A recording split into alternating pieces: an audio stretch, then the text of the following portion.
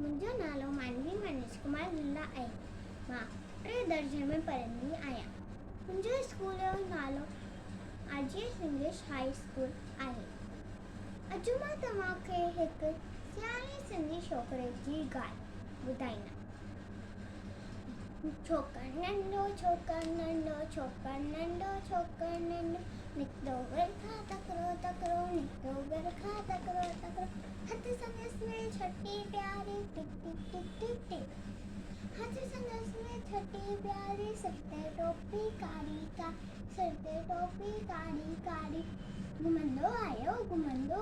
नदी किनारे घुमंदो आयो नदी किनारे घुमंदो आयो नदी किनारे घुमंदो आयो हुते ॾिठई वाघू हिकिड़ो संदसि पुठियां आयो तकिड़ो बिजली वांगुरु छोकिरो बटियो जोके वांगुरु केस निहारियो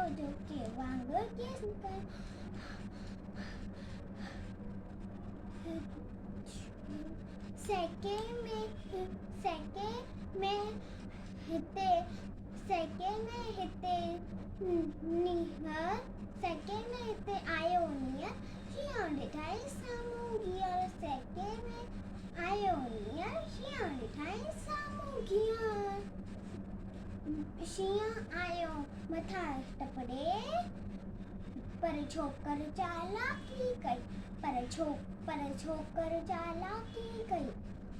उहो हिकदम लेटी पियो धरतीअ ते मथां कयाई ओठ छटीअ जी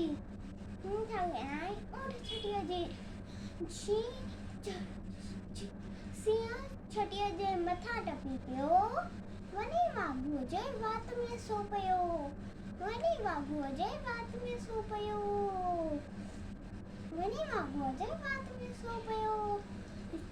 शींहुं फटकियो ऐं वाघ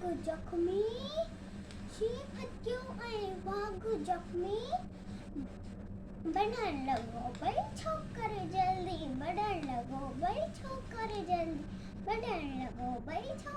जल्दी छॾे छटी ऐं टोपी आयो अरे मुंहिंजी छटी मुंहिंजी टोपी छॾे छटी ऐं टोपी आई ही नज़रों में वक्त बिना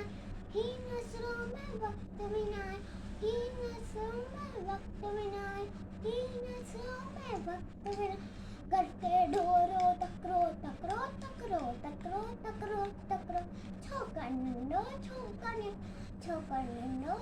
नंढो जय झूलेलाल।